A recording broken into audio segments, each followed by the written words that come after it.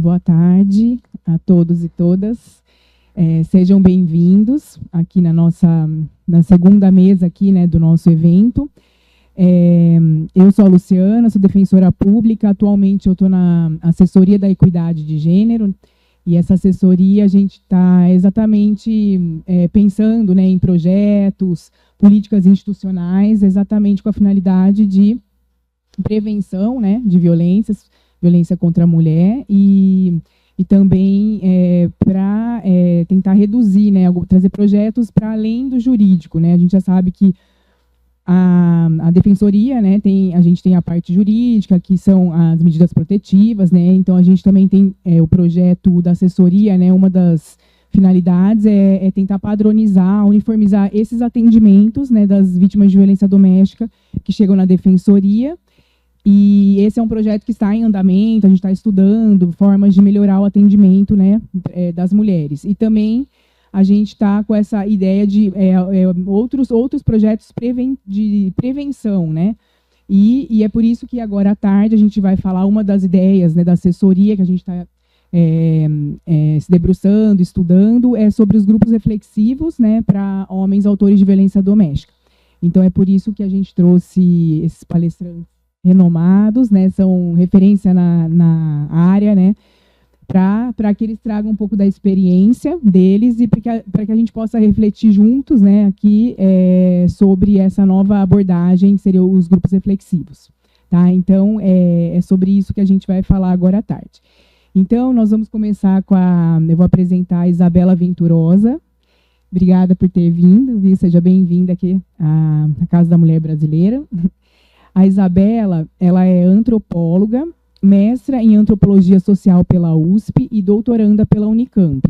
Atualmente, ela é professora da pós-graduação da Fundação Escola de Sociologia e Política de São Paulo. Então, a palavra está com a Isabela. Obrigada. Eu sou a primeira, então. Desculpa de deixar vocês esperando, gente. Não sei andar em São Paulo, venho um pouco para o Cambuci, acabei transtornada, não achava Uber, por isso esse atraso pequenino no começo. Peço desculpas por deixar vocês esperando. Mas fiquei muito animada com esse convite da Defensoria, falar de grupos reflexivos, compartilhar a mesa com o companheiro Flávio e também conhecer o nosso companheiro que vai partilhar a mesa. Eu preparei uma apresentaçãozinha para a gente, que vai aparecer aqui. Fui um pouco megalomaníaca, não pretendo falar, esmiuçar tanto o que eu vou trazer, mas achei que tinham algumas ideias interessantes para a gente começar, menos, porque suponho que o Flávio, por exemplo, vai falar mais da metodologia de grupos. Preparei uma coisa mais no sentido da gente pensar qual o olhar que nos orienta para promover grupos reflexivos como uma ferramenta potente para transformar masculinidades e para atuar no enfrentamento à violência, né? Então, acho que vai ter um viés muito mais de um caráter, como é que a gente olha para esse novo instrumento possível, como é que a gente aborda os homens, pensa a relação com os equipamentos que abordam as mulheres, e algumas questões também contemporâneas, pensando os desafios que a gente tem nesta década, né? E acho que Flávia também vai compartilhar dessa compreensão. Acho que a gente tem uma modificação importante no perfil que a gente encontra dentro dos grupos reflexivos, em termos do que tem sido um avanço do masculinismo, de movimentos de caráter misógino, né, que antes eram menos organizados e estavam menos produzindo um conteúdo que vai afetar também a maneira como os homens se posicionam dentro do grupo. Para quem não tem uma experiência nesse campo, a gente já chega ao grupo com a perspectiva de uma certa resistência dos homens ao serem judicializados, ao chegarem até nós. Então, esse período um pouco soltando os cachorros, sangue nos olhos, que eles chegam falando mal de todo mundo, da mulher, da ex-mulher, da companheira, das mulheres na sociedade, da juíza que manda para cá, da polícia, da lei Maria da Penha, porque não tem uma lei João da Lapa, isso é esperado, né? Mas isso vem com muito mais força e vai, muitas vezes, também afetando alguns outros temas que a gente vai trabalhar dentro dos grupos, demandando um certo manejo da equipe técnica para conseguir dialogar com esses caras e trazerem esses caras para o campo da responsabilização e da reflexão, né? Então, vou começar um pouco. Eu não trouxe um negócio de passar, gente, desculpem, esqueci.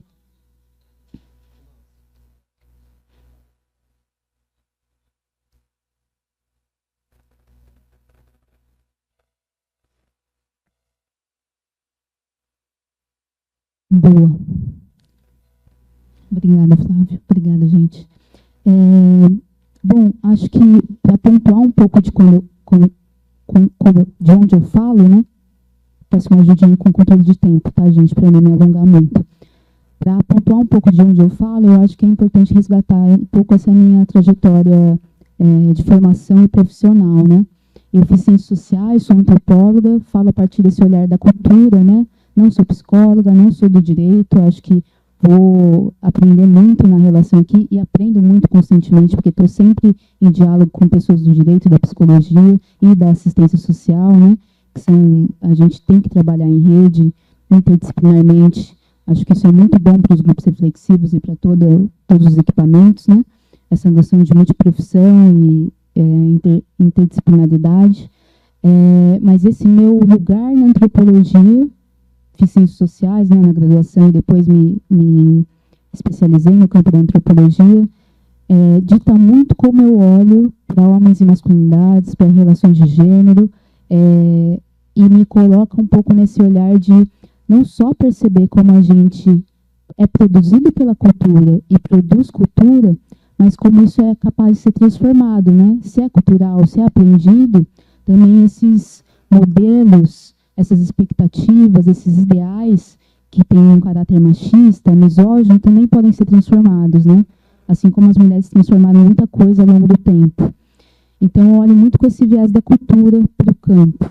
E aí, na minha graduação, eu trabalhei com violência contra a mulher, eu estudava esse tema, e foi assim que eu comecei a olhar para os homens, né? Fazendo pesquisa, entrando em contato com tudo que foi produzido, tudo não, né? Mas grande parte do que foi produzido sobre o tema ao longo dos anos, principalmente a partir dos anos 80,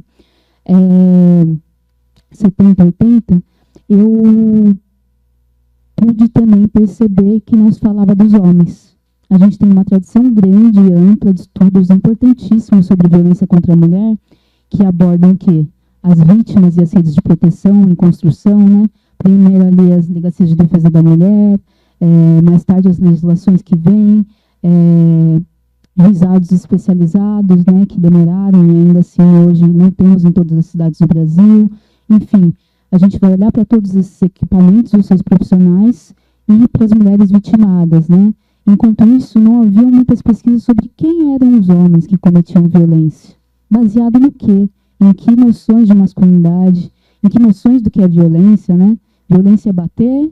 É só bater? Ou existem outros tipos que a gente vai ter a Lei Maria da Penha como um instrumento a ampliar o repertório sobre o que é violência, né? E aí eu falei, nossa, mas como que a gente vai entender esse problema sem olhar para uma parte dele, né?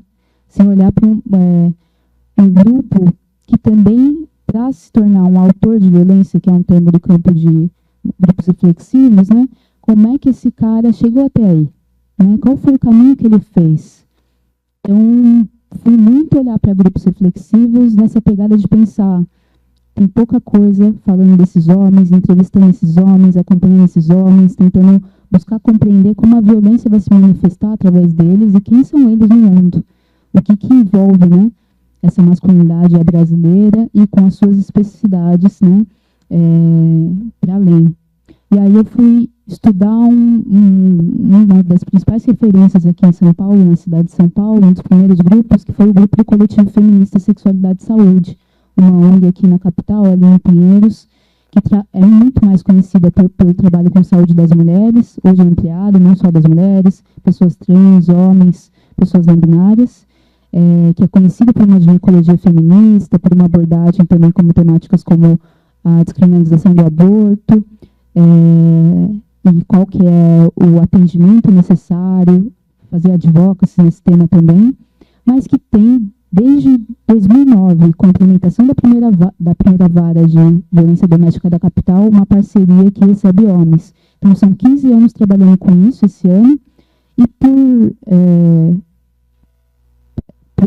um contexto específico aí, nunca foi remunerado. Então, a gente tem uma paciência com o judiciário, mas todo mundo que trabalha nesse grupo é militante, voluntário, o que traz uma fragilidade enorme para o serviço, que não consegue se ampliar, que recebe 15 homens a cada 4 meses, na verdade recebe muito mais e deixa em lista de espera, faz um grupo por semana, então são 45 homens por ano, numa cidade que deve ter, da última vez que eu conversei com uma pessoa do judiciário, tinha mais de 10 mil processos em aberto, né? Não sei qual é o número hoje. Por muito tempo foi o único grupo da cidade de São Paulo. Hoje a gente tem um outro grupo que o encaminhamento não é judicial, mas é da rede de assistência social, principalmente, que é o grupo de uma ONG chamada Novos Valores, ali no Capão Redondo. E a gente também tem um grupo que eu sei poucas informações em uma UBS, que até me chama a atenção um grupo numa UBS, porque é um espaço que a gente tem muita dificuldade para levar os homens, né? É um espaço onde os homens não circulam como deveriam, né? E aí a gente tem o grupo do Flávio, né, que é uma grande referência aí, inicialmente no ABC, mas que vem formando grupos em todo o estado de São Paulo, né? Então são grandes parceiros do coletivo, inclusive. Mas vejam como é um trabalho muito situado, mesmo que a Lei Maria da Penha, em 2006, já preveja a criação de centros de reeducação e reabilitação para homens agressores, né? Uma terminologia também que a gente critica no campo, né? A gente acha que centro de reeducação e reabilitação não diz muito do trabalho que a gente faz. Não é rehab de homem, né? E essa terminologia também, homem agressor, a gente usa homem autor de agressão, também para não cristalizar o sujeito só enquanto a identidade do agressor. O que eu acho que a gente poderia conversar mais, porque há questões em torno também de autor de agressão, né?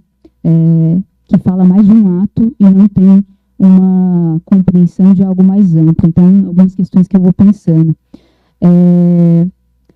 E aí, nesse contexto, a gente tem muita dificuldade de criar esses grupos, né? Quando a Ana me falou dessa vontade da defensoria de estruturar algum trabalho, eu falei, nossa, que bom, enfim, chegamos. E a ideia é que, eu penso, né, ouvindo as conversas no meio, que nos próximos anos a gente vai ter uma ampliação, e já teve, né? Uma década atrás, acho que o Flávio está aqui também para falar, a gente tinha cerca de 30 iniciativas de grupos reflexivos no Brasil todo, né? E iniciativas que abriam, mas também fechavam, pela dificuldade de fazer acontecer. Hoje, acho que o último levantamento fala de cerca de 400 grupos. O último levantamento que eu vi de um especialista também chamado Adriano Beiras, né? Então, para um país que tem mais de 5 mil municípios, que são cerca de 400 serviços atuando com homens, né? Como é que a gente faz, de fato, um trabalho que ressocialize, que transforme, e não só siga uma lógica punitivista, que não ressocializa, que não faz o sujeito pensar e mudar as próprias perspectivas. Então, muda muito pouco, né? E aí, eu fui, agora no meu doutorado, não, tá ainda no outro, que eu estou tentando terminar os trancos e barrancos, né? Deposito esse mês, o Flávio é um parceiro também nessa empreitada, eu fui olhar para as iniciativas que trabalham com masculinidades no Brasil, pensando, beleza, o que aconteceu que fez alguns homens no Brasil, e não pensando no biscoito, né? Não pensando querendo jogar confete nesses homens, mas olhando de uma perspectiva de que, historicamente, a partir dos anos 90, Flávio é parte dessa história, alguns homens se encontraram com mulheres feministas e mulheres do movimento de mulheres, intelectuais, ativistas, e começaram também a transformar o que é homem, o que é masculinidade em pergunta. E iniciaram esses trabalhos em diversas localidades do Brasil, abordando homens e masculinidades, tentando transformar essas masculinidades, né? Então, a minha tese de doutorado fala das relações entre homens e feminismos e da possibilidade de homens feministas ou pró-feministas ou aliados do feminismo, e o que isso quer dizer, onde moram, como vivem, o que comem, pensando que também há uma certa recusa no campo de um homem perto das mulheres, até por uma perspectiva de suspeição, né? O que esses caras querem fazer aqui? Querem explicar para a gente como é? Querem roubar os nossos espaços? A ideia um pouco por trás é acompanhar esse processo onde homens e mulheres vão se encontrando e vão tomando a equidade de gênero como uma plataforma, um objetivo comum, né? Não só uma questão e um problema das mulheres. Então, comecei a me atentar para esse tema.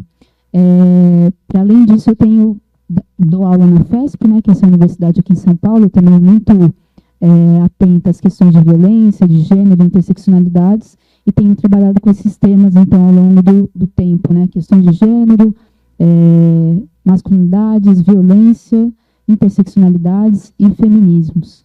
E vou dando capacitação em múltiplos lugares, né, falando de essas questões, o próprio grupo reflexivo como uma ferramenta que pode ser adaptada a outros lugares, né? CAPS AD, álcool e drogas, onde a gente tem uma clientela maior, clientela não é um bom termo, usuários que são principalmente homens, né, no caso do álcool e drogas, que também tem questões relacionadas ao masculino, medida socioeducativa, né, estive recentemente na Fundação Casa e também tenho trabalhado com o meio aberto, também como um espaço que pode se privilegiar, pode se unir, né, com os instrumentos de grupo reflexivo para fazer um papo com os meninos, que seja uma abordagem que faça eles também pensarem como que se tá se dando a socialização deles em torno da masculinidade, né? Porque a gente sabe que tem um problema cada vez maior também com histórico de violência apesar de tráfico, furto, roubo serem grandes temas, esses meninos também têm BOs de violência contra as mães, contra parceiras, raspa o cabelo da parceira, se acha que traiu, né?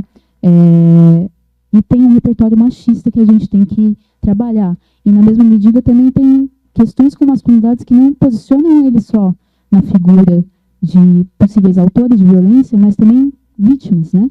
Quando a gente vai pensar de uma maneira interseccional. Pode passar para mim, por favor?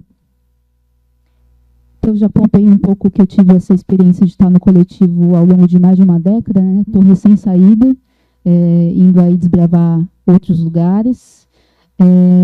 E trabalhei nesse período, primeiro como pesquisadora, olhando para esses grupos, escrevi a minha dissertação em torno deles, pensando as narrativas de homens sobre gênero e violência nesses grupos. Pude lidar, uma das principais achados da pesquisa foi também, e acho que é uma questão que a gente tem que estar atenta quando vai pensar em grupos, como nesses espaços, há uma coisa extraordinária que acontece, que é, esses caras aprendem a falar, é o único espaço que eles vão tratar algumas questões, né, em que eles vão aprender a exatamente estar num espaço onde você enuncia as suas experiências, o que sente, o que aconteceu, toma contato com possíveis experiências da infância, da vida adulta, como se transformaram em homens, né, e vão passar a elaborar também em cima disso, né, tem um processo aí de reflexão, né, é daí que vem o que a gente chama de reflexivo. Mas também nesse espaço existe um desafio enorme que liga a palavra responsabilização, que é, ao aprenderem a falar, enunciar e elaborar sobre as questões, eles também vão passar a disputar a categoria vítima, né? Então, também vão se colocar como vítimas das mulheres, agora não pode falar nada, agora tudo é assédio, né? E vão demonstrar como as mulheres também são incoerentes, ela também veio para cima de mim, ela também me xingou, ela isso, ela aquilo, e vão se distanciar muitas vezes da postura de responsabilização, que é, aqui estamos trabalhando com você. O que ela fez, outro profissional vai trabalhar com ela, o que ela sofreu, outro profissional vai fazer a escuta dela. Aqui, não para minorizar coisas que você pode ter vivido, mas como é que a gente também pontua uma responsabilidade, tanto pelas violências, mas não só por trás delas. Por exemplo, estar numa relação que é violenta, que é uma relação baseada em conflito, e permanecer nela. Se ela te traiu, se você traiu ela, se aconteceu isso, por anos, etc., você não estava feliz, por que você ficou aí? Né? Por que você não saiu? E, para além disso, uma responsabilização que tem um foco no futuro, né? Como é que eu me responsabilizo também por produzir outra vida daqui para frente? Por construir outras ferramentas e outras formas de olhar para o mundo, onde eu me distancie da violência e me aproxime de relações mais cooperativas e que vão ter um benefício não só na relação com as mulheres, mas também com os meus filhos, com os meus pais, com os meus amigos, comigo mesmo, enquanto homem, né? Como é que eu construo também esse repertório para estar no mundo de outra forma, né?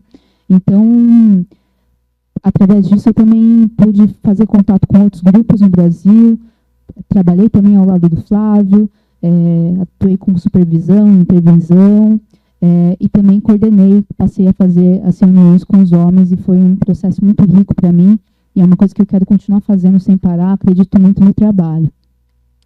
Pode passar. Antes de entrar numa coisa mais forte, né, apesar que eu já falei pra caramba, eu queria falar das lentes que me fazem olhar para masculinidades, né? Como que eu olho para esse campo? Como que eu faço uma abordagem dos homens e das masculinidades e também das relações de gênero como um todo, olho para as mulheres, olho para pessoas não binárias, né? A partir de qual lugar? Pode passar. Uma das minhas principais referências é o quê? O feminismo interseccional e o conceito de interseccionalidade. Então, um primeiro ponto ao trabalhar com grupos, ao trabalhar com questões de gênero no geral, né, e equidade, é que não basta só ter um olhar de gênero, assumir uma perspectiva de gênero, né? A gente, a partir da noção da interseccionalidade, que é um conceito criado por uma jurista estadunidense, feminista negra, chamada Kimberly Crenshaw, que alguns aqui devem conhecer, ela traz para a gente que, na verdade, as diferenças e as desigualdades, a violência, ela é produzida não só a partir de relações de gênero assimétricas, né? Desigualdades que vão aí afetar mulheres, mas também no cruzamento entre múltiplas categorias de classificação e análise, que a gente tem aí cor, raça, classe, sexualidade, deficiência, território, regionalidade, nacionalidade, religião, várias categorias que vão se cruzar e produzir sentido conjuntamente. Então, um lugar já um pouco batido, mas nem para todo mundo, mas que vocês aqui já devem estar observando e trabalhando com isso, com esse olhar, é que a gente não está falando só de mulheres, né? Os desafios e as experiências que as mulheres têm são bastante distintas quando a gente olha para a cor, por exemplo, né? Para a raça. Então, a experiência que uma mulher branca tem ao acionar um sistema de proteção pode não ser a mesma experiência e não é que as mulheres negras vão ter, né? Os desafios, quando sofrem violências, também são outros. Inclusive, a gente pode até olhar para a questão da institucionalização, né? Como é que a questão da violência praticada contra as mulheres brancas é resolvida? Será que ela é resolvida mais no judiciário ou por outros meios, né? Fiquei pensando sobre isso e tem algumas elaborações, né? Será que as mulheres negras se sentem à vontade de buscar uma delegacia? Quer dizer, vocês já sabem as respostas a essas perguntas, né? Tem uns desafios enormes nesse campo, né? Como é que uma mulher que, por exemplo, tem algum tipo de deficiência e sofre violência vai acessar esses equipamentos, né? Como é que a gente vai lidar com mulheres que são bolivianas, que são venezuelanas, que têm outras línguas? Recentemente a gente recebeu um homem no grupo que era chinês, então uma super dificuldade ali de lidar com a tradução, né? Então a gente vai tendo que olhar para coisas que vão além do gênero, né? Isso tem a ver muito com quem eu sou também. Tem uma perspectiva da teoria dos pontos de vista, né? O fato de eu ser uma mulher, na verdade, tem até questões com a categoria mulher, mas vou segurar um pouco isso. O fato de eu ser uma pessoa parda, negra de pele clara, né? Que vivencia o mundo por um lugar, advinda de uma classe mais baixa, osasquense, numa relação com 2 irmãos mais velhos, uma casa muito tradicional, um repertório cristão, que não é heterossexual, né? Então foge a isso. E que tem outros marcadores, né, sociais, como antropóloga, uma pessoa com escolaridade mais alta. tudo isso vai modelando a maneira como eu olho para o campo e me sensibilizo para algumas questões e tenho um olhar moldado por essas questões, né? Então, para a gente pensar sobre grupos reflexivos, é inerente a necessidade da gente pensar, vamos lidar com homens que não são iguais. Como vocês sabem, a violência contra a mulher no Brasil ela é extremamente democrática, então ela recorta diferentes classes, diferentes grupos raciais, né? Está presente em diferentes também pertencimentos religiosos. Então, olhar para esse homem só como homem é olhar de uma maneira reducionista. Na mesma medida, a gente, enquanto potencial facilitador dessas metodologias, também é atravessado pelos nossos marcadores, que são marcadores que, por muito tempo, o Flávio está aqui para contar também, por muito tempo se dizia que era melhor e necessário que só homem facilitasse grupo de homens. Por quê? Por existir um processo de identificação entre homens, né? Então, um cara falando comigo vai ser mais...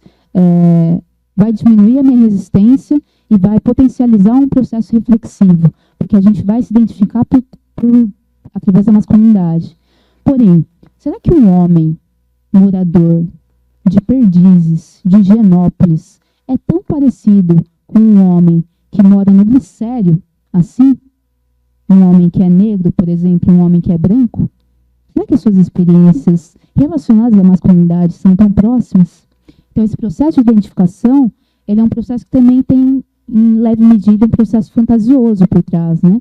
E é preciso que não a gente encarne, então, tenha que ter um certo marcador, mas que a gente tenha repertório para lidar com questões raciais, para lidar com questões que vão além do gênero, né?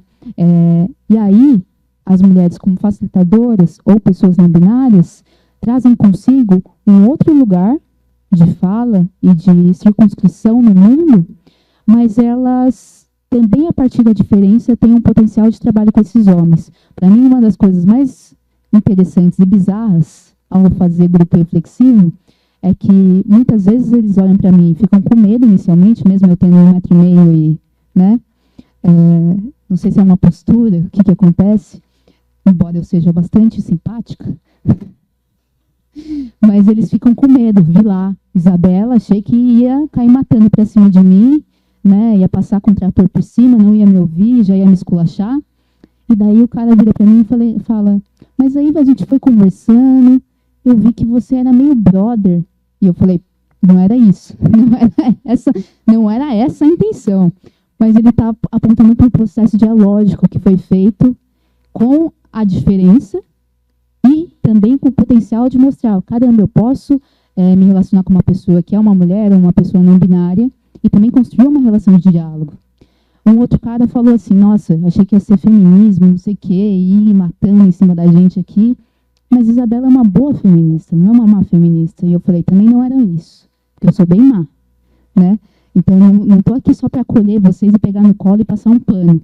Mas tem essa postura que é dialógica, que também é de escuta, que é de colocar limite, mas de construir o quê? Possibilidades para a gente trabalhar conjuntamente e não achar que é uma guerra um contra os outros. Porque no fim do dia, o benefício que os grupos trazem é a comunidade como um todo. Não é só as mulheres, é também aos homens e é também a outras pessoas. Então, isso tem a ver com interseccionalidade. Pode passar. E aí, um pouco redundando no que eu estava falando antes, é que a gente tem que sair de saída pensando que homens não são um grupo social homogêneo.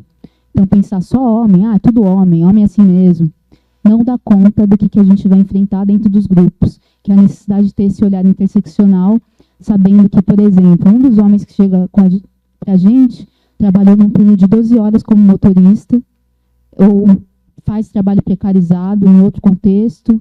Um dos homens sofre racismo diariamente em diversas circunstâncias, o outro é dono de empresa, né? O outro tem uma renda de 30 mil por mês, enquanto um está desempregado, né? Um tem quase 80 anos, 60 e poucos, vamos dizer. Já teve de 80 anos, mas muitos homens morrem antes disso, né? Então, tem 60 anos, tem diabetes, pressão alta, uma série de comorbidades que vão falar de um acesso dele ao mundo. O outro tem 18 anos, acabou de chegar, está com um certo repertório. A gente teve um menino no grupo recentemente, não é mais um menino, né? Mas meio que cresceu com a gente.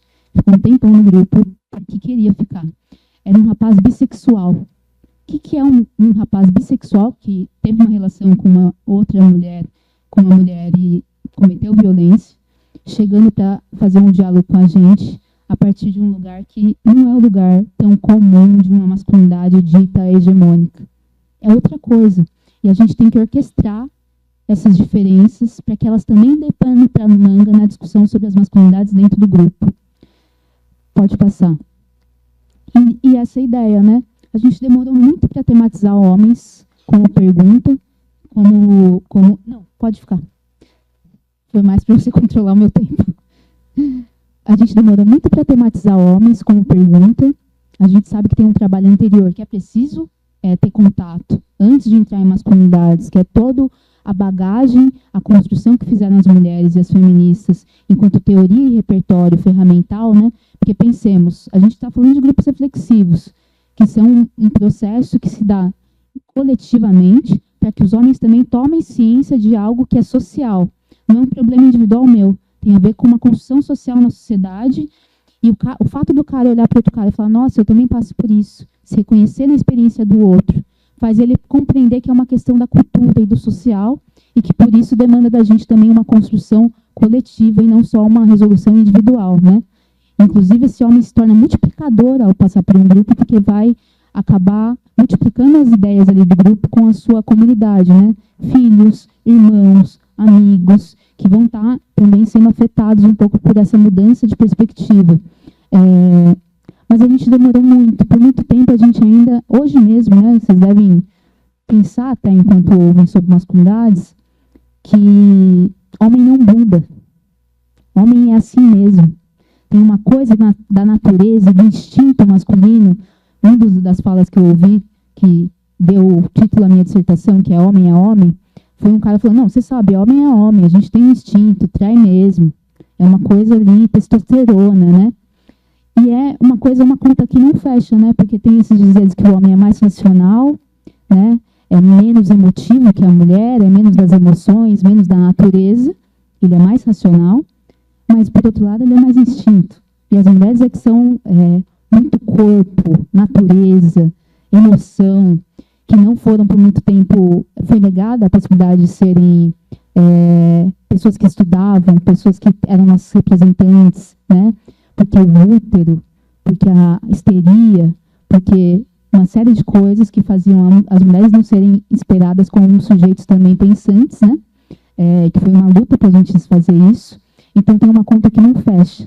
Mas, a partir do momento que a gente começa a fazer essas perguntas, ali por volta da década de 80, talvez um pouco antes em alguns países, a gente também vai se dar conta de que, na mesma medida que a Simone de Beauvoir falou, não se nasce mulher, torna-se, a sociedade nos produz enquanto esses seres domésticos, enquanto esses seres que são afastados da esfera pública, e isso não é natural e a gente tem que transformar isso, a gente passa a olhar também para não se nasce homem.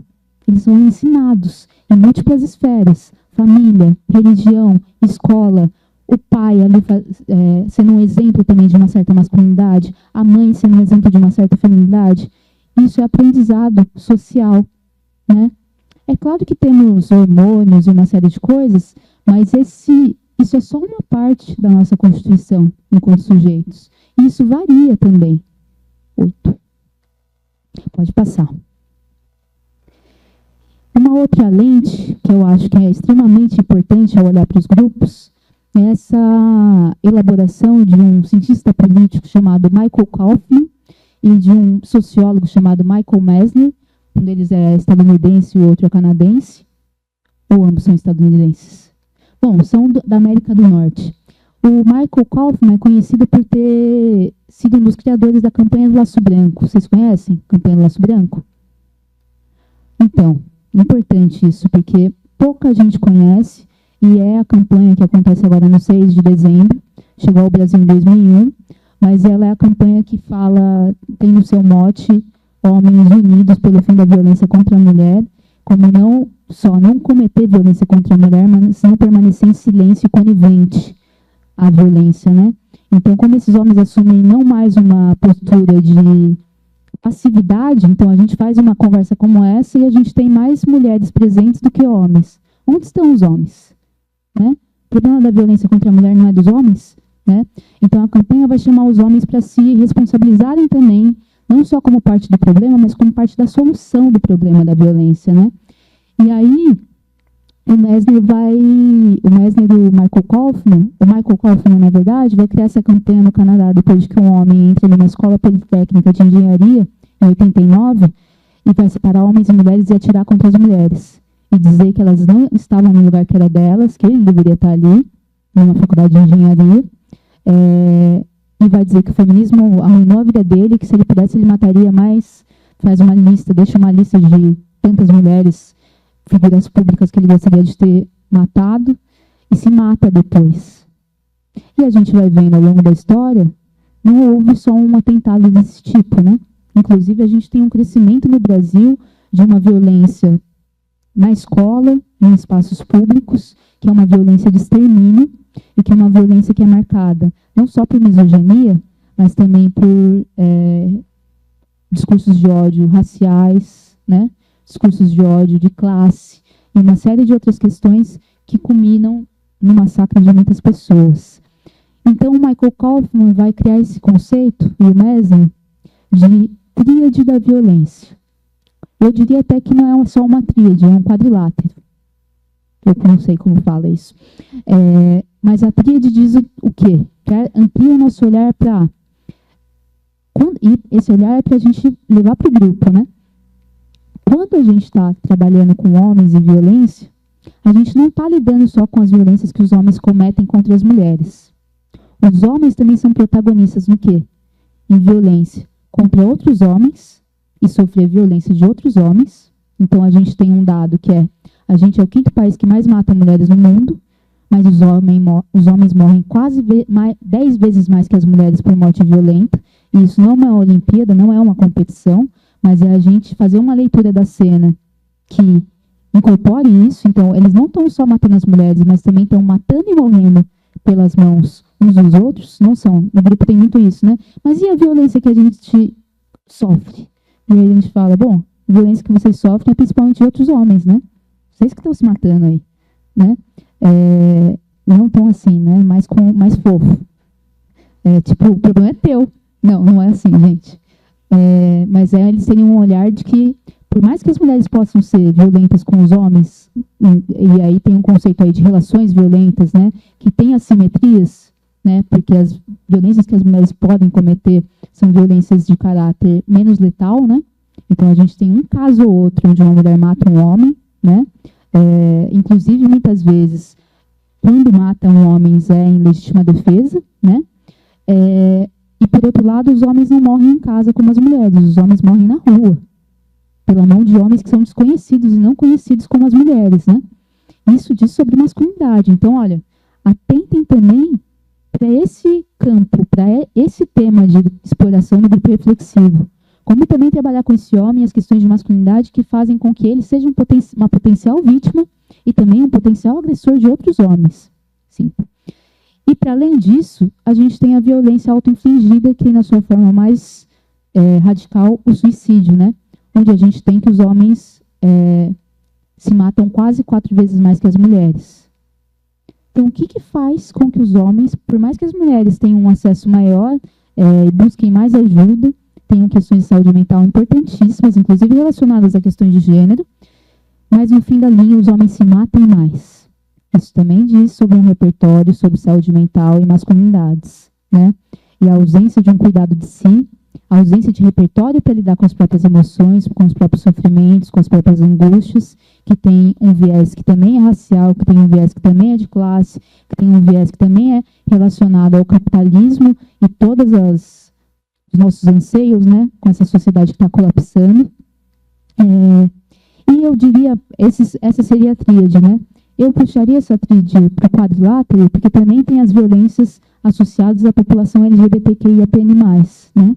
Os homens também são os principais violadores quando a gente pensa no extermínio da população trans, que no Brasil Brasil é o protagonista, né, em assassinatos de pessoas trans, e também na violência contra a população LGBT, tem uma sigla de sexualidade, né? Enfim, então, vocês viram recentemente, uma mulher trans foi, como fala? Teve o pescoço, né, foi degolada, que não é uma coisa, é um crime que fala sobre um ódio, uma postura de extermínio, que os homens são os principais também a praticarem, né? Então, isso foi em Sinop, no Mato Grosso. Antes, ano passado, vocês devem ter acompanhado o caso da menina no Maranhão, uma pessoa lésbica, muito jovem, que foi escalpelada. Isso diz de uma violência também praticada por homens que não é banal, que tem uma mensagem por trás, né?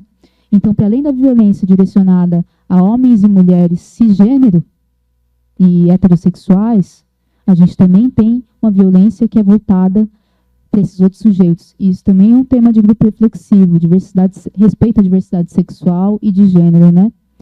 E aí, eu tenho quantos minutos? 2. Eu vou pular, mas eu vou deixar depois os slides com vocês. Pode passar devagar para mim, Ana?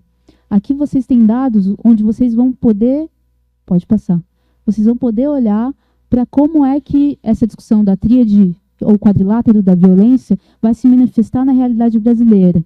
Eu cito também população em situação de rua, cito CAPS-AD, cito população no sistema prisional, medida socioeducativa e falo também das vulnerabilidades a quais, principalmente homens negros e pobres, estão à mercê. E também falo de questões de saúde dos homens que vivem 7 anos a menos que as mulheres, porque, né, quanto mais pobres vivem menos, né, a gente vê uma diferença expressiva nos territórios da cidade para a expectativa de vida também entre homens que são brancos e ricos e homens que são pobres e negros.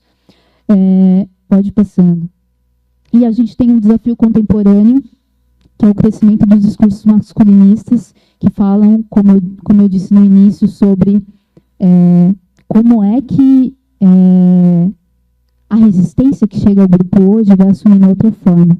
A postura dos homens vai ficando cada vez mais exacerbada, com ampliação de um discurso que está na internet, mas não só, já está nas ruas, e que também está nos próprios poderes, né, no poder público, né, de quem está nos representando politicamente, de quem está também compondo posições no legislativo, no judiciário e no executivo.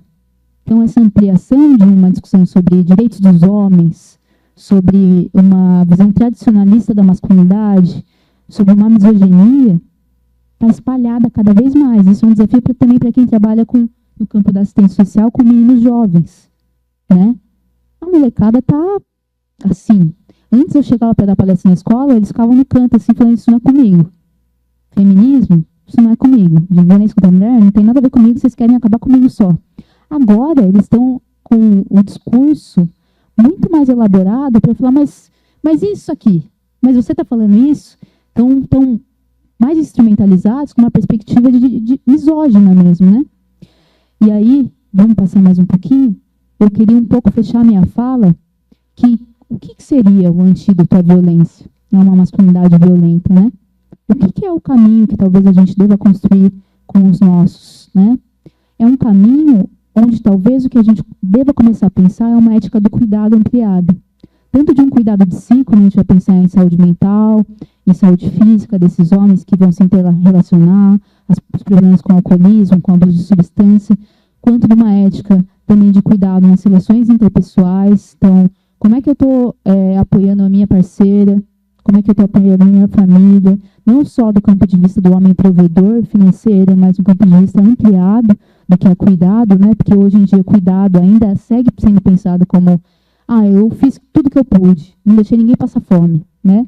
E cada vez mais isso é mais difícil, né? Porque a gente tem uma sociedade que está colapsando e onde as classes mais baixas estão, de fato, passando fome, os homens estão em trabalhos informais, precarizados, morrendo cedo. Então, isso é muito difícil. E a gente tem também uma ótica ampliada de ver uma mulher alcoolizada numa balada e um cara em cima, e geralmente é um monte de mulher em volta indo lá. O que você está falando com ela? Onde você está levando ela? Né? Nós que não somos homens estamos preparadas, atentas a ir em socorro das mulheres, né?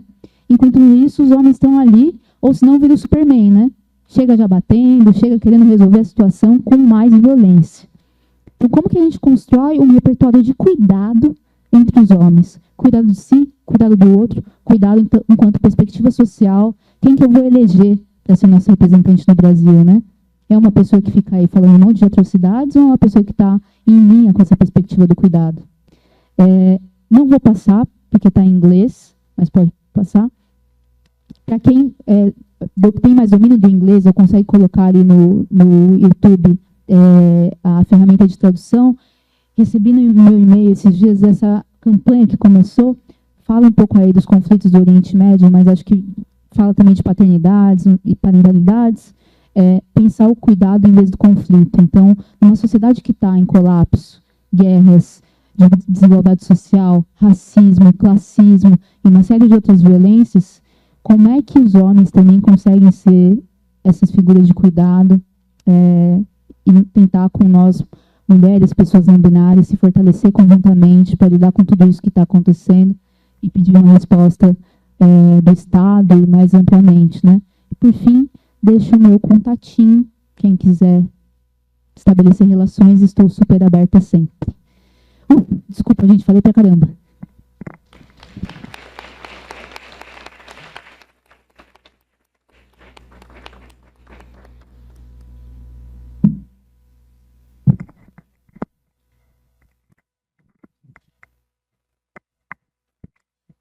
Obrigada, Isabela, pela palestra. E agora eu vou passar a palavra para o Matias, que é psicólogo. Deixa eu pegar aqui. Ele é psicólogo, mestre em psicologia pela USP, atuante no grupo de apoio interdisciplinar, que é o GAI, da Defensoria Pública de São Paulo. Obrigado. Boa tarde a todos e todas. Prazer estar aqui com vocês. Obrigado pelo convite. Obrigado pelas palavras, Isabela. É até um pouco... é difícil falar depois de você, né? Acho que você falou tanta coisa importante. Eu vou me restringir a apresentar para vocês um pouquinho do que se tem construído de regulamentação, tanto legislativa quanto normativa, né, infralegal, a respeito de grupos reflexivos. Então, a ideia é que a gente possa aqui instrumentalizar mesmo vocês que estão refletindo, que têm interesse em refletir sobre esse tema, e nós também, né, Luciana, que também estamos pensando em como colocar isso aqui dentro da defensoria. Por favor, o próximo. Antes de começar... Então eu consigo, obrigado. Coloquei aqui uma fala de uma conhecida nossa, né, acho que a Isabela até citou. Não é a mais conhecida, Ninguém Nasce Mulher, Torna-se Mulher, mas também é muito conhecida e acho que é muito interessante para a gente pensar masculinidades.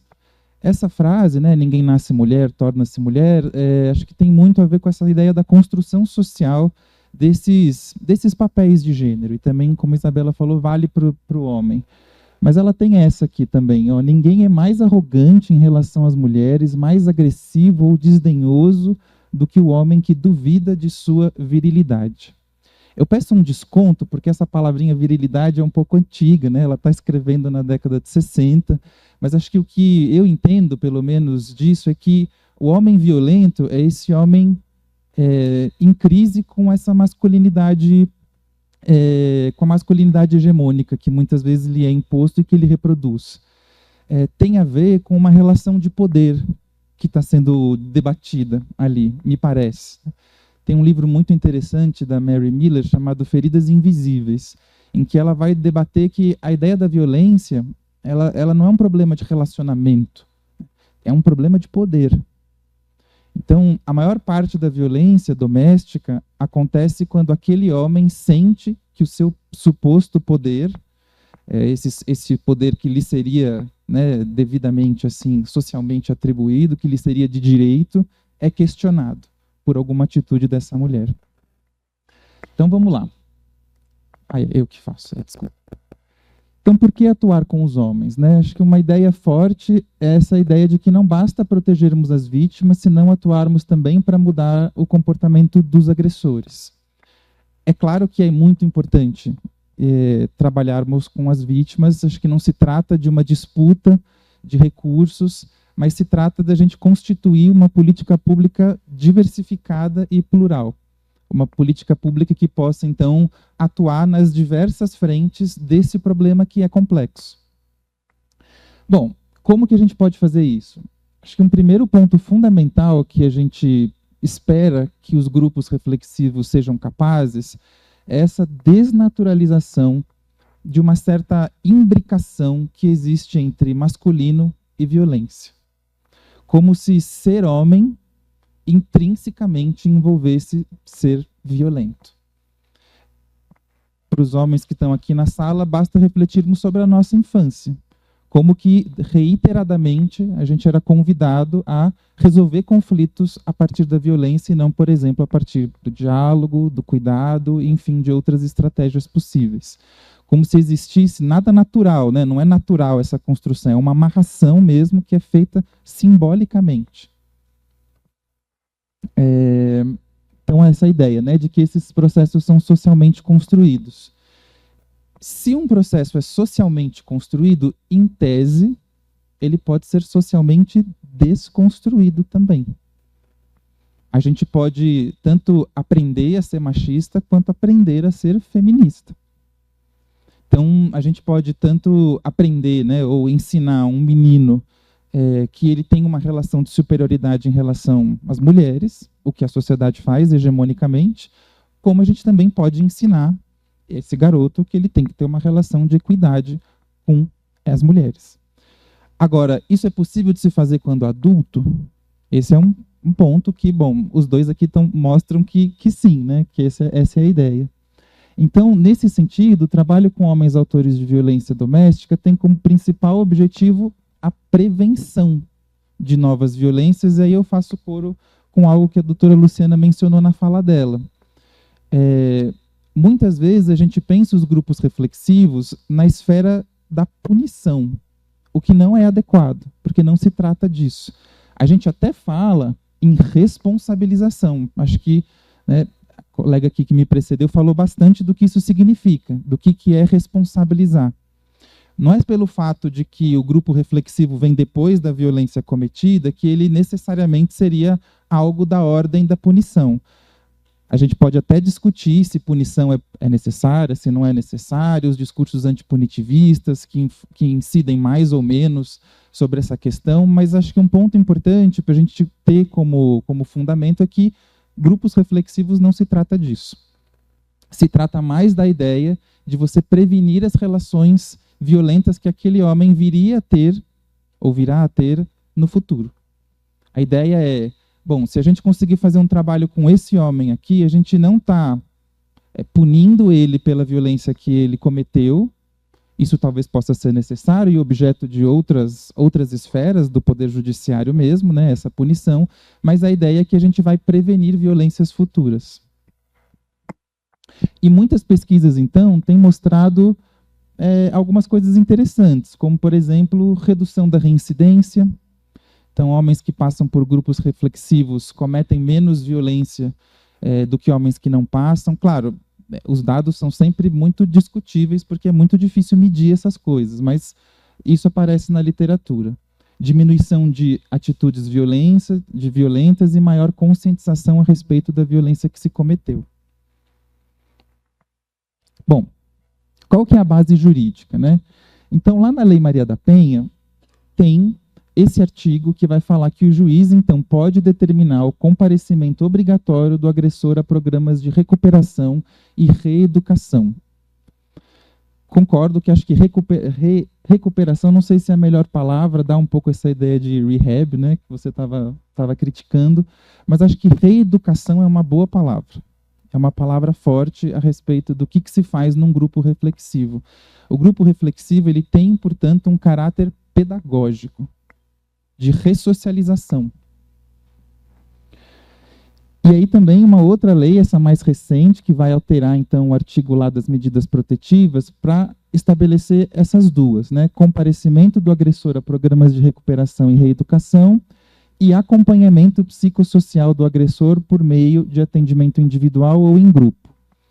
Então, a gente começa a perceber que um projeto ou uma proposta de grupos reflexivos, ela também não pode aparecer descolada de outras questões muito importantes, como, por exemplo, o restante da rede de proteção e cuidado e garantia de direitos. Ou seja, esse homem também tem que ter um acompanhamento psicossocial para, por exemplo, encaminhamento de outras demandas que ele eventualmente tenha, uma questão de saúde mental, uso problemático de álcool e outras drogas, uma questão de, por exemplo, renda, enfim, várias outras questões. Então não é, acho que como, né, o Flávio estava falando, a bala de prata que resolve o problema, mas que é mais um instrumento que a gente tem para compor a rede de proteção. E em relação à normativa infralegal, né, quer dizer, aquela normativa que não está em lei, mas que está em regulamentações, portarias, enfim. Em 2011, a Secretaria de Políticas para Mulheres soltou esse documento aqui, ó, Diretrizes Gerais dos Serviços de Responsabilização e Educação do Agressor. Então é uma referência, né, para quem tem interesse, pode ir atrás desse documento que está disponível na internet. O serviço ele vai ser definido dessa forma, o acompanhamento das penas e decisões proferidas pelo juízo competente de caráter obrigatório, não é alguma coisa que se escolhe, eu quero ir, não quero ir, ainda que, por exemplo, possa existir no grupo reflexivo o acolhimento de demanda voluntária.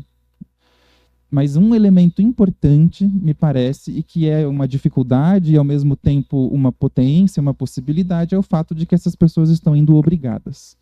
E aí tem todo esse elemento da resistência inicial, que é algo que se tem que construir. E acho que faz mesmo a diferença, por exemplo, eu que sou da área da psicologia, e a gente tem uma formação muito clínica na faculdade, a gente tem muita dificuldade de pensar um atendimento obrigatório. Porque na clínica a gente sempre está acostumado com essa ideia de que tem que ser voluntário. O sujeito vai lá, se não é voluntário, não funciona. Bom, talvez não funcione com os instrumentos que a gente tem, mas a gente precisa pensar, porque afinal de contas não se trata, na verdade, de um atendimento de ordem clínica, terapêutica, não é isso. Então, todo aquele instrumental que é muito comum, por exemplo, o psicólogo DT, a gente não vai fazer sugestão. Então, quando a gente faz terapia com uma pessoa, por exemplo, a gente não coloca a nossa opinião, a opinião do terapeuta. A gente não coloca, eu acho que você tem que largar esse cara, porque ele é um traste e tal. A gente não faz isso. A gente vai refletindo junto com a pessoa. Então, dar sugestão é algo que tecnicamente não faz sentido na clínica. Mas aqui é outra coisa. E é isso que a gente queria fazer. Eu queria fazer uma bela marcação. Assim. Esse caráter obrigatório e esse caráter pedagógico faz com que a gente tenha que se instrumentalizar com outras referências, com outras metodologias de atuação, porque não se trata de clínica, não se trata de terapia, portanto, né? É pedagógico, né? Você vê como tem esse marcador da educação. E ainda essas diretrizes vão preconizar que esses serviços, então, realizem atividades, né, educativas a partir de uma perspectiva feminista.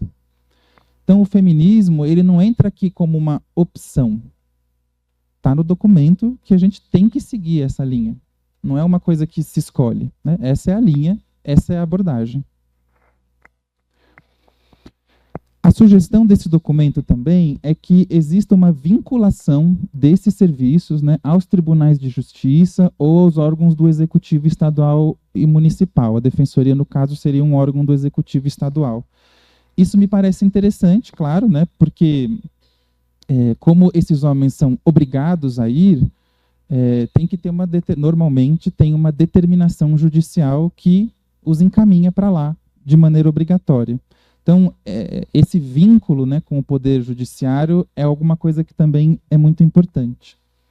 Quais são os objetivos? Contribuir para a conscientização dos agressores a respeito da violência que cometeram e desconstruir os estereótipos de gênero, colaborando para esse engendramento de novas masculinidades, algo que Meus colegas aqui já falaram bastante, eu sei que o Flávio também vai aprofundar, então eu não vou entrar tanto nesse debate conceitual.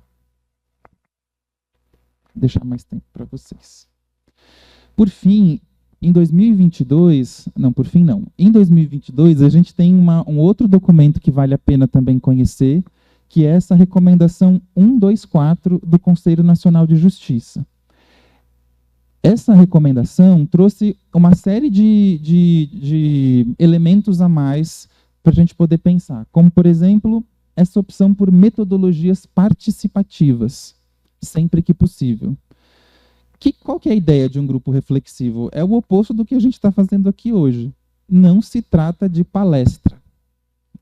Não se trata de aula sobre Lei Maria da Penha, sobre feminismo, não se trata disso. Metodologias participativas têm a ver com aquele homem ser colocado para pensar a respeito da sua experiência. É claro que a gente vai, sim, trazer elementos da teoria, da lei, mas de uma outra maneira. Não na forma, por exemplo, de uma exposição, ou pelo menos assim como a gente está fazendo agora. Normalmente a gente se senta em círculos, tem uma questão totalmente diferente, né? Essas questões teóricas e legais vão aparecendo na história de vida e na experiência das pessoas. Articulação com a rede de serviços. Então esse é um outro ponto fundamental também que já foi falado. A ideia não é que os grupos reflexivos existam fora da rede, não, dentro da rede. Dentro da rede de maneira articulada, porque outras questões aparecerão e que precisarão de encaminhamento para fora do grupo. Promoção de reflexão sobre questões de gênero, direitos humanos, construção social da masculinidade. Então, tudo isso que foi debatido aqui na primeira fala é algo que a gente vai trazer para os grupos.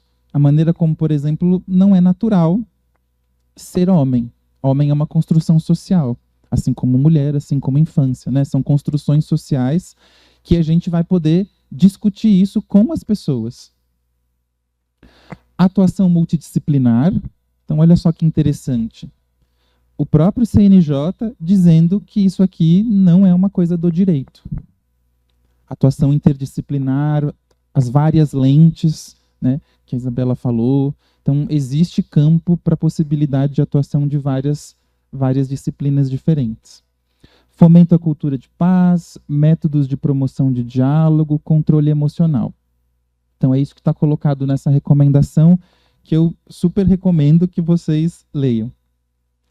E aqui, sim, por fim, a gente tem essa mais recente, que é do TJ daqui de São Paulo, de 2023.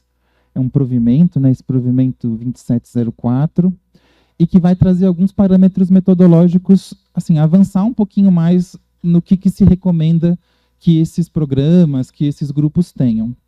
Um elemento que eu destaquei e que me pareceu importante, acho que depois Flávio pode comentar mais sobre isso, é essa ideia de que também não é todo homem que deve ser encaminhado para os grupos reflexivos. Aparece, então, essa ideia de que a gente precisa fazer um atendimento prévio, normalmente individual, em que se apresenta a proposta do grupo, as regras do grupo, e que se faz uma avaliação. Se faz sentido ou não esse homem estar num grupo reflexivo. Algumas questões, por exemplo, para que se levantaram e que, quando eu fui estudar esse tema, apareceram como pontos de atenção. Não estou dizendo que é impossível, mas pontos de atenção. Violência grave e violência sexual. Talvez sejam coisas que a gente tem que pensar em que medida isso... É claro que violência sexual, por exemplo, também tem um fundamento no machismo estrutural da sociedade, mas talvez a gente tenha que pensar nas possibilidades e limites também do instrumento grupo reflexivo para determinados casos, né? Bom, outro ponto. Conferir a cada sessão se cada participante está devidamente integrado nas atividades. Então, qual que é a ideia aqui, né? O provimento do TJ fala assim, como que a gente tem que estruturar isso aqui? Então, é obrigatório e a gente tem que aferir se o sujeito participa. Não é corpo presente. E a gente tem alguns desafios, por exemplo, de fazer isso quando a gente tem, sei lá, iniciativas que são virtuais, por exemplo, como existem muitas hoje em dia. Então, como que a gente pode fazer, né? Como que a gente pode utilizar recursos, técnicas para tanto aferir presença, quanto, por exemplo, para aferir participação. Então, várias coisas aparecem assim na literatura, né? Tanto, por exemplo, a obrigação de deixar a câmera aberta, para que a gente saiba que a pessoa está lá e que está ouvindo, pelo menos. Por exemplo, uma ideia de você propor uma pequena reflexão por escrito após cada encontro, para que a gente, então, possa ter minimamente uma capacidade de aferir a participação, se esse sujeito escutou, entendeu minimamente, né, o que está sendo discutido ali, enfim. Mas a ideia, né, e o TJ propõe isso, é que, ao final de cada grupo, e a participação de cada homem deveria ter lá os resultados obtidos e se a gente recomenda alguma medida complementar. Assim, a participação dele foi boa, não foi boa, resultados, essa é a ideia. Bom, o Adriano Beiras, esse especialista que também a Isabela citou, né, para falar de metodologia, ou seja, o que a gente tem que tematizar nesses grupos? Ele separa em 4 eixos fundamentais. Um eixo que ele chama de histórico-legal, e que então vai trazer as lutas do feminismo, os principais marcos jurídicos de proteção da mulher, vamos falar de Lei Maria da Penha, enfim, mas, claro, dentro daquela perspectiva participativa. Um segundo eixo, que seria relacional, então, instrumentalizar esses homens com ferramentas de resolução de conflitos, com técnicas de comunicação não violenta, enfim, fazer com que esses sujeitos identifiquem esse padrão violento de solução de conflitos e quais alternativas a gente poderia propiciar a partir disso. Um eixo corporal, então a relação com a própria saúde, com a própria sexualidade, como que essa masculinidade tóxica e hegemônica implica em problemas para o próprio sujeito, né? Inclusive problemas de saúde. E um eixo familiar, quer dizer, desnaturalização dos estereótipos sobre papéis sociais, paternidade responsável, desconstrução dessa ideia de que essa mulher que está num relacionamento comigo é minha posse, que ela passa a ser minha. Essa coisa da paternidade acho também muito, muito interessante, porque, pelo menos na minha experiência pessoal, muitos dos meus machismos afloraram quando eu tive filhos. Porque até então, não sei se consegue disfarçar melhor, né? Mas quando você tem filhos, aquilo fica escancarado. Assim, você não consegue mais, né, se esconder e se esquivar daqueles machismos que estavam ali, que você não conseguia. Então, muitas vezes é isso, né? Uma relação vai bem, entre aspas, quando vem os filhos, aquela relação se desestrutura e começa a aparecer, por exemplo, situações de violência. Bom, só para vocês terem assim um pouco de dados objetivos, né? Eu sintetizei um pouquinho do que tem nesses documentos. Então, mínimo de 8 encontros. A ideia é que seja um atendimento relativamente longo. Aqui é mínimo, né? Depois o Flávio pode dizer da experiência dele, que normalmente são mais do que 8. Normalmente também uma dupla de facilitadores e, mais recentemente, a discussão das duplas mistas. Antigamente a gente fazia não só homens e agora homens e mulheres. A Isabela falou um pouquinho disso. Máximo de 20 participantes por grupo. Então a ideia é que não seja um auditório, né? É que seja um grupo que a gente possa chegar a discutir questões subjetivas de cada um, ainda que essas questões subjetivas reflitam entre si, né? Entre os outros homens. Parcerias com serviços de acompanhamento psicológico para, eventualmente, encaminhamento de situações mais graves. Aí sim a questão terapêutica pode ser necessária no que se refere a um encaminhamento, não dentro do grupo. O grupo não é terapêutico. Mas vamos supor que a gente encontra ali uma situação que requer um acompanhamento mais terapêutico nesse sentido mais estrito. Parceria, portanto, com esse tipo de instituição. E o acompanhamento psicossocial que eu já falei. Então, a ideia é que essa metodologia, na verdade, ela tem 3 pilares e o grupo reflexivo é um deles, que a gente chama desse caráter mais educativo, de ressocialização ou de psicoeducação, enfim, a gente pode dar vários nomes para isso, mas necessariamente vir junto com o acompanhamento psicossocial, ou seja, o acesso a políticas públicas, o acesso a direitos. Acho que por isso também é tão interessante que isso aconteça num órgão do sistema de justiça como a Defensoria. E, quando necessário, o acompanhamento psicoterapêutico, né? Então, por exemplo, a gente pode pensar em parcerias, né, com a rede de saúde mental, ou até mesmo com clínicas escola, de universidades, enfim, as possibilidades são várias aqui. Para finalizar, eu quis pegar também essa reflexão bastante batida, do Nelson Mandela, todo mundo conhece, mas para propor assim, algo que acho que não é tão batido. Ele diz assim: ninguém nasce odiando outra pessoa pela cor da pele, pela origem, ou pela religião, ou pelo gênero. Poderíamos complementar, já é disso que a gente está falando. As pessoas, elas aprendem a odiar. A gente está dizendo isso, né? A Simone de Beauvoir, quando fala assim, ninguém nasce mulher, torna-se mulher, a gente está dizendo isso. A gente aprende essas coisas na nossa socialização. A gente aprende como que é ser homem, se homem senta com a perna aberta, ou se homem pode cruzar a perna, se homem tem cabelo comprido, ou se não tem. E a gente vai aprendendo essas coisas. Então, as pessoas aprendem a odiar. Então, acho que o ponto fundamental do grupo reflexivo é, bom, se isso é possível, a gente pode também ensinar outras coisas, né? Elas podem, então, aprender a não odiar, aprender a amar. E aí, Luciana, acho que tem uma provocação que eu deixo que me parece o seguinte, que é até um tema que eu gostaria de estudar, né? Grupos reflexivos para homens autores de violência, acho que ainda são poucos, né? Como o colega mencionou, deveria ser muito mais, mas me parece que existem outras violências que também têm como base o preconceito e a intolerância. Por exemplo, violência racista, violência LGBTfóbica, intolerância religiosa, intolerância política, que também caberia uma proposta de grupos reflexivos para esse tipo de violência. Algo que também se chama de crime de ódio, né?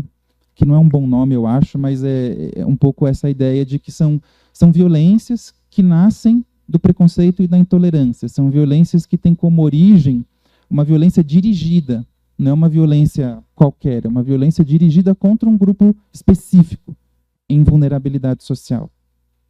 Me parece que a gente poderia pensar, assim, a gente tem implantou dos homens, né? Mas assim, já estamos viajando, que esse tipo de metodologia poderia ser interessante também para autores de outros tipos de agressão, racismo, homofobia, intolerância religiosa, etc. Todos esses que envolvem preconceito e intolerância. Tá. Bom, era isso que eu queria apresentar para vocês. Espero que tenha ajudado. Obrigado.